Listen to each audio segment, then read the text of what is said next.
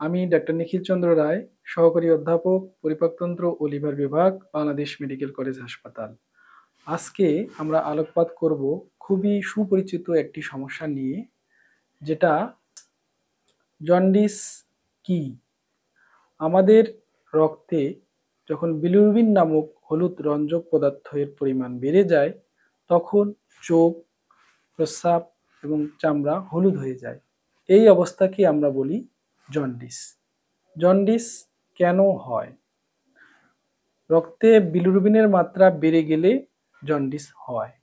আমাদের শরীরের লোহিত রক্তকণিকা ভেঙে বিলিরুবিন তৈরি হয়।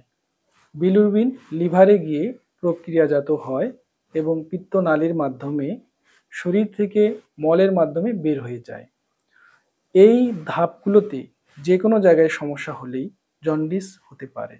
কাজে জন্ডিসের কারণগুলোকে আমরা 3 ভাগে ভাগ করতে পারি: লিভারের আগের সমস্যা, লিভারের সমস্যা এবং লিভারের পরের সমস্যা।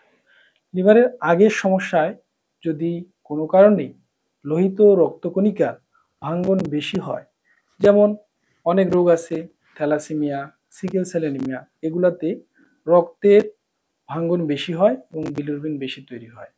বা লিভারের সমস্যা, লিভার কোনো কারণে ক্ষতিগ্রস্ত হলে অতিরিক্ত বিলিরুবিন প্রক্রিয়াজাত করতে পারে না, ফলে রক্তে বিলিরুবিনের মাত্রা বেড়ে যায় এবং জন্ডিস হয়।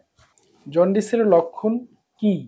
জন্ডিস হলে জ্বর জ্বর ভাব, শরীর ব্যথা, পেটে ব্যথা, বমি বমি ভাব, ক্ষুধা-মন্দা, চোখ ও প্রস্রাব রং হলুদ হয়ে যাওয়া, চুলকানি, মলের রং ফ্যাকাশে হয়ে যাওয়া, এগুলো হতে পারে। জন্ডিস হলে কি করবেন? আমাদের দেশে এখনো অনেক রোগী জন্ডিস হলে ঝাড়ফুঁক বা অনেক ভেষজ ওষুধ খেয়ে থাকেন।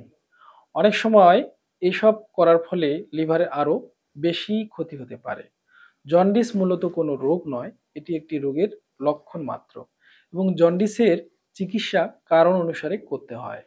অনেক সময় জন্ডিস ভালো হয়ে যায় এমনিতেই, যেমন হেপাটাইটিস এ এবং হেপাটাইটিস ই এর ক্ষেত্রে কোনো চিকিৎসাই লাগে না, রোগী এমনিতেই ভালো হয়ে যায়।